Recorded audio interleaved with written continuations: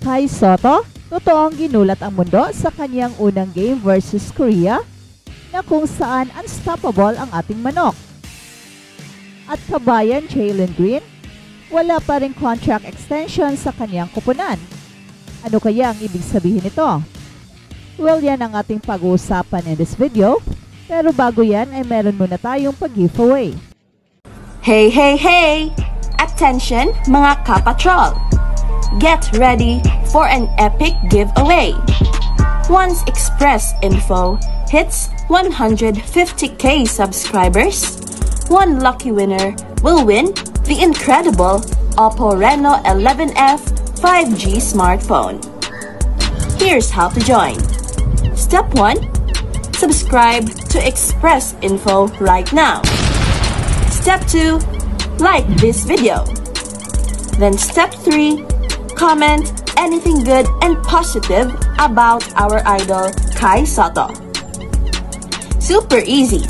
Just subscribe, like, and comment.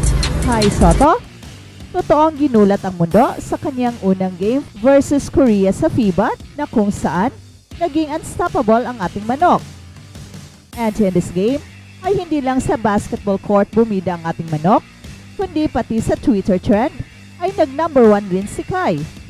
Pero wala na sigurong mas nakakagulat sa kanyang ginawa against the physical defense of Ricardo Ratliff, ang naturalized player ng Korea, na kung saan inatake ni Kai ang kanyang depensa at nakakuha ng 11 points at may kasama pang 7 rebounds sa kanyang unang laro sa Gilas Men's. Hindi pa kasama dyan ang dalawang volleyball blocks at intimidation factor na binigay ni Kai para sa ating pambansang kupunan. And what made this a very impressive game para sa ating manok is the fact na naglaro lang si Kai ng 18 minutes, yet napakalaki ng impact na kanyang nagawa, both in offense and in defense. At partida pa yan dahil 2 araw lang ang kanyang ensayo sa team. At sumabak siya kaagad sa matinding bakbakan against a very strong Korean team. Lahat ng mga puntos ni Kai sa game na ito ay may bantay at talagang pinahirapan siya ng depensa. Yet Kai was able to deliver at meron pa ngang mga obvious fouls na hindi tinawagan ng referee. At ang dapat nating ma-realize ay nakapag-adjust kaagad si Kai sa matinding physicality, and to think na ito'y nangyari 4 or 5 years ago. So it speaks kung gaano kagaling ng ating manok, at ito pa ang kanyang first game after the pandemic. So how much more ngayon mas lumalakas ng kanyang katawan? I can't wait kung magtatapat na namang muli ang Gilas versus Korea. Natiyak magdudominate na si Kai at siguradong 99% mananalo na ang Gilas. With our present lineup, ay siguradong mahihirapan na ang lahat ng mga Asian teams sa Gilas, pati ang New Zealand at Australia. At balitang NBA naman, Jalen Green mas focus sa season kaysa max contract. Ang mga kabatch ng ating kabayan na si Jalen Green sa 2021 NBA draft class ay nabigyan na ng max extension. Sina number 1 pick Cade Cunningham ng Detroit Pistons, number 3 pick Evan Mobley ng Cleveland Cavaliers, number 4 pick Scottie Barnes ng Houston Rockets, at number 5 selection Jalen Suggs ng Orlando Magic ay pare-pareho ng pumirma. Si Jalen Green na number 2 pick ng Houston Rockets noong taon din yon ay wala pa. Well, gusto raw ng ating kababayan na tumagal din siya sa Houston Rockets, pero mas focus niya ang papasok na season, hindi ang kontrata. For sure, yan ang sabi ni Jalen Green kay Jonathan Fijan ng Houston Chronicle nang matanong ito kung naiisip niya rin ang long-term deal. Nakausap ni Fijan ang player na si Jalen Green sa youth basketball camp sa Houston. My main focus is the season ahead of me with the players that we have. Go to the playoffs and go as far as we can. Dagdag pa ni Jalen Green. We're building the team camaraderie, who we are. That's the main focus right now, and everything will work itself out. Yan ang sabi ni Jalen Green. Extension eligible na sina Jalen Green at young center Alperen Sengun, pero mukhang hindi pa kakayanin ng Houston Rockets na maglatag ng maximum.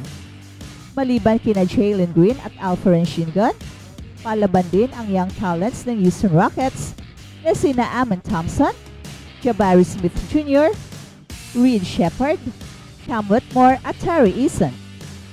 Tinapos lang ng isang panalo ang core na yon para makapasok sa Western Conference Play-In nitong 2023-24 season. Sinasabi ni Jalen Green ng Houston Rockets ang lahat ng tamang bagay at maraming fans ng Houston Rockets ang gustong maniwala sa kanya. Pero ang ilan ay nagsisimula ng mapagod. Well, nakakapagod din ang maniwala at hanggang kailan ka maniniwala kung hindi mo nararamdaman na may sapat na palatandaan. At ang iba naman ay handang mag-invest sa mga flashes na ipinapakita niya. Bagaman nahirapan itong si Jalen Green sa malaking bahagi ng kanyang NBA career, the Houston Rockets selected Jalen Green as second overall pick in the 2021 NBA draft. That means that he's already eligible for an extension. Unlike many of their draft classmates, sina Jalen Green and teammate Alperen Sengun ay wala pa ring extension. At para kay Jalen Green, hindi siya mukhang nababahala tungkol dito. Ipinapakita niya ang pagiging kalmado at mature para sa Houston Rockets. At ayon sa kanya, ang kanyang pangunahing focus ay ang paparating na season kasama ang mga manlalaro na meron ang kanilang kupunan at makapasok sa playoffs at aabutin ang pinakamalayo hanggat kaya nila. Iyon ang sagot ni Green ng tanungin kung umaasa ba siya na makatanggap ng extension. And exactly, yun ang gustong marinig ng Rockets. Kahit ano pa ang masabi tungkol sa performance ni Jalen Green, patuloy niya ipinapakita ang mataas na antas ng character sa kanyang panahon sa Rockets. Gaya ng sinasabi ng mga kabataan, naiintindihan ni Jalen Green ang assignment. Alam niya na kung mas mapaunlad pa niya ang kanyang potential na ipinapakita niya, mas gaganda ang takbo ng Houston Rockets at mas malaki ang posibilidad na mabayaran siya ng malaki. Well, sa huli, hindi nagbabayad ang mga kupunan para sa character, kundi nagbabayad sila para sa produksyon ng isang player. Well, makakaproduce kaya si Jalen Green ngayong 2024-25 season?